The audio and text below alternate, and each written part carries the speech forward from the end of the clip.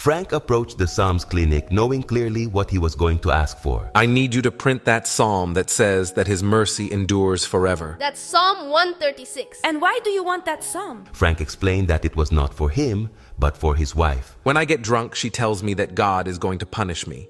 When I smoke, she tells me that God is going to punish me. When I go to the casino, she tells me that God is going to punish me.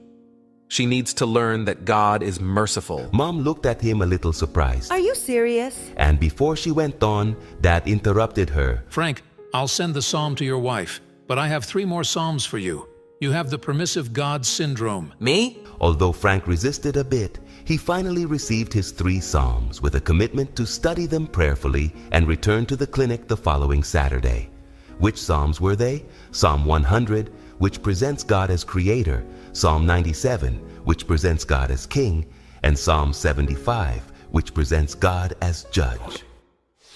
Sabbath School Like presents the series, Psalms. Lesson 3, The Lord Reigns. Remember what the second commandment says? You shall not make for yourself a carved image. Any likeness of anything that's seen in heaven above or that is in the earth beneath. Exactly. The Psalms help us to fulfill this commandment because they are an antidote against idolatry. They say, for example, that idols have hands but cannot touch. But the Psalms not only invite us to reject false physical images, but also to reject the false mental images we make of God. Frank's wife, for example, has in her mind the image of a punishing God. Frank, on the other hand, has in his mind the image of a permissive God, a God resembling a pampering grandfather who, because of his mercy, approves of all our wrongdoings. Listen well. We have already seen that the Psalms are prayers, praise, and poetry, but we cannot underestimate the high theological content of the Psalms. The Psalms present us with the true image of God. Yes, He is merciful, but He is also the sovereign of the universe. So this week's question is, what facets of a sovereign God do we find in the Psalms? In the first place, God as creator. Do you remember some gods with a lowercase d that pagan nations worshipped in Old Testament times? The goddess Asherah, who was the mother goddess of the Canaanites. Or the god Baal, which is the one most often mentioned in the Bible. Correct. Asherah, for example, refers to a tree-like object of worship, and Baal, on the other hand, was the Canaanite god of the storm. Why? Because the pagan nations related their gods to elements of nature. But in Psalm 29, David presents God as the creator of all nature, a God who is above the strongest trees and the mightiest storms. The voice of the Lord breaketh the cedars, yea, the Lord breaketh the cedars of Lebanon. The Lord sitteth upon the flood, yea, the Lord sitteth king forever. Do you notice it? Idols like Asherah or Baal give evidence of the human tendency to create gods for themselves and in their own image. But the Psalms present us with the true image of God, the God who created and is above nature. Psalm 100, which was one of the Psalms Frank was sent to read, says, Know ye that the Lord, He is God. It is He that hath made us, and not we ourselves. We are His people, and the sheep of His pasture. Frank and all of us have something to understand. Yes, God is merciful, but He is also sovereign creator, and we must obey Him as a sheep obeys its shepherd. Not to excuse ourselves in His mercy to do what He does not like. In the second place, God as king. Who was the first king of Israel? King Saul. And who was the second king? King David. That's right. Let's review the history. Since their departure from Egypt, and for several centuries, the Israelites lived under a theocracy. That is, God was the king and raised up judges to lead the people. The last of these judges was the prophet Samuel, who had grown old and his sons were not up to the task of leading Israel. So the people requested a monarchy, that is, to have a king like all the other nations. And God agreed. Saul, the first king, soon forgot that God was the true king and disobeyed him on 2 occasions, when he offered sacrifices in place of Samuel and when he preserved some of the Amalekites' livestock that God had demanded they destroy in their entirety. The result? Saul lost the favor of God and the people.